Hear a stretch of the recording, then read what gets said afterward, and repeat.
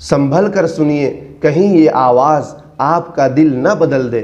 सैकड़ों दिल एक हल्का और कुरान की गूंज, ये तिलावत नहीं रूह का सुकून है।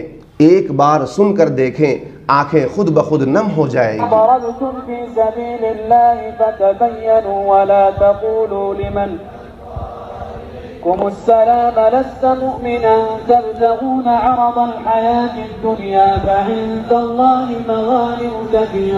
كذلك كنتم من قبل فمن الله عليكم فتبينوا إن الله كان بما تعملون خبيرا.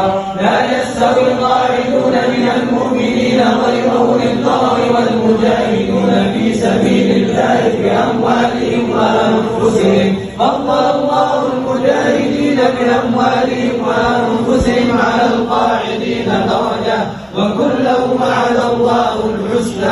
وفضل الله المجاهدين على القاعدين أجرا عظيما درجات منه ومغفرة ورحمة وكان الله غفورا رحيما.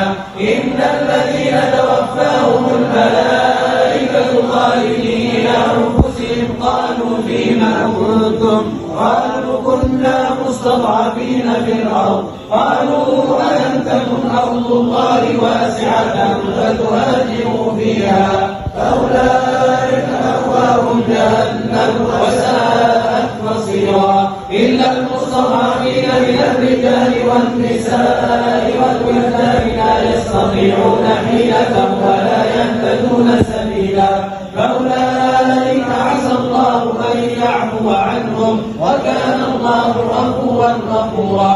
ومن يهاجر في سبيل الله يجد في الأرض مراغما كثيرا وسعة ومن يخرج من بيته مهاجرا إلى الله ورسوله ثم يدركه الموت فقد وقع أجره على الله وكان الله غفورا رحيما.